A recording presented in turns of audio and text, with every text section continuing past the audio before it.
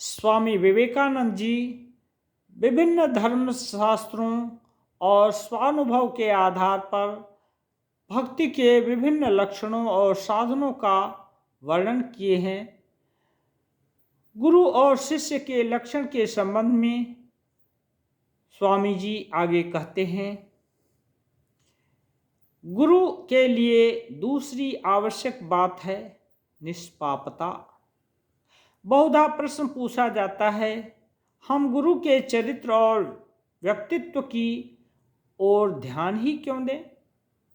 हमें तो यही देखना चाहिए कि वे क्या कहते हैं और बस उसे ग्रहण कर लेना चाहिए। पर यह बात ठीक नहीं। यदि कोई मनुष्य मुझे गति विज्ञान, रसायन विज्ञान अथवा अन्यथा और कोई भौतिक विज्ञान सिखाना चाहे तो उसका चरित्र कैसा भी हो सकता है, क्योंकि इन विषयों के लिए केवल तेज बुद्धि की ही आवश्यकता है। परंतु अध्यात्म विज्ञान के आचार्य यदि अशुद्ध चित्त रहें तो उनमें लेश मात्र भी धर्म का प्रकाश नहीं रह सकता। एक अशुद्ध व्यक्ति हमें क्या धर्म सिखाएगा? अपने तई आध्यात्मिक सत्य की उपलब्धि करने और दूसरों में उसका संचार करने का एकमात्र उपाय है हृदय और मन की पवित्रता। जब तक चित्त शुद्ध नहीं होता तब तक भगवत दर्शन अथवा उस अतीन्द्रिय सत्ता का आभास तक नहीं मिलता। अतएव गुरु के संबंध में हमें पहले यह जान लेना होगा कि उनका चरित्र कैसा है और तब फिर देखना होगा कि वे कहते क्या हैं। उन्हें पूर्ण रूप से शुद्ध चित्त होना चाहिए, तभी उनके शब्दों का मूल्य होगा, क्योंकि केवल तभी वे सच्चे संचारक हो सकते हैं। यदि स्वयं उनमें आध्यात्मिक शक्ति न हो तो वे संचार ही क्या करेंगे? उनके मन में आध्यात्मिकता का इतना प्रबल स्पंदन होना चाहिए जिससे वह सहज रूप से शिष्य के मन में संचरित हो जाए। वास्तव में गुरु का काम यह है कि वे शिष्य में आध्यात्मिक शक्ति का संचार कर दें, न कि शिष्य की बुद्धि वृत्ति अथवा अन्य किसी शक्ति को उत्तेजित मात्र करें। यह स्पष्ट अनुभव किया जा सकता है कि गुरु से शिष्य में सचमुच एक शक्ति आ रही है। अतः गुरु का शुद्ध चित्त होना आवश्यक है। गुरु के लिए तीसरी आवश्यक बात है उद्देश्य। गुरु को धन, नाम या यश संबंधी स्वार्थ सिद्धि के हेतु धर्म शिक्षा नहीं देनी चाहिए। उनके कार्य तो सारी मानव जाति के प्रति विशुद्ध प्रेम से ही प्रेरित हों।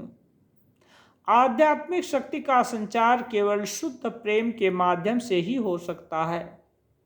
किसी प्रकार का स्वार्थपूर्ण भाव, जैसे कि लाभ अथवा यश की इच्छा, तुरंत ही इस प्रेम रूपी माध्यम को नष्ट कर देगा। भगवान प्रेम स्वरूप है और जिन्होंने इस तत्व की उपलब्धि कर ली है वे ही मनुष्य को शुद्ध होने और ईश्वर को जानने की शिक्षा दे सकते हैं। जब देखो कि तुम्हारे गुरु में ये सब लक्षण विद्यमान हैं तो फिर तुम्हें कोई आशंका नहीं, अन्यथा उनसे शिक्षा ग्रहण करना ठीक नहीं, क्योंकि तब साधु भाव संचरित होने के बदले असाधु भाव के संचरित हो जाने का बड़ा भय रहता है। अतः इस प्रकार के खतरे से हमें सब प्रकार से बचना चाहिए। केवल वही जो शास्त्र का ज्ञाता हो, निष्पाप, कामगंधहीन और श्रेष्ठ ब्रह्मविद हो, वही सच्चा गुरु है। जो कुछ कहा गया उससे यह सहज ही मालूम हो जाएगा कि धर्म में अनुराग लाने के लिए, धर्म की बातें समझने के लिए और उन्हें अपने जीवन में उतारने के लिए उपयोगी शिक्षा हम यहाँ वहाँ किसी भी ऐरे गैरे के पास नहीं पा सकते हैं। पर्वत उपदेश देते हैं, कल कल बहने वाले झरने विद्या बिखेरते जाते हैं और सर्वत्र शुभ ही शुभ है। ये सब बातें कवित्व की दृष्टि से भले ही बड़ी सुंदर हों, पर जब तक स्वयं मनुष्य में सत्य का बीज अपरिस्फुट भाव में भी नहीं है, तब तक दुनिया की कोई भी बीज उस सत्य का एक कण तक नहीं दे सकती। पर्वत और झरने किसे उपदेश देते हैं?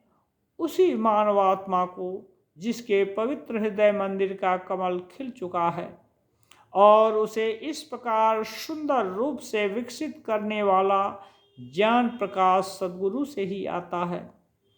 जब हृदय कमल इस प्रकार खिल जाता है, तब वह पर्वत, झरने, नक्षत्र, सूर्य, चंद्र अथवा इस ब्रह्ममय विश्व में जो कुछ है सभी से शिक्षा ग्रहण कर सकता है। परंतु जिसका हृदय कमल अभी तक नहीं खिला, वह तो इन सब में पर्वत आदि के सिवा और कुछ न देख पाएगा। एक अंधा यदि अजायब घर में जाए तो उससे क्या होगा?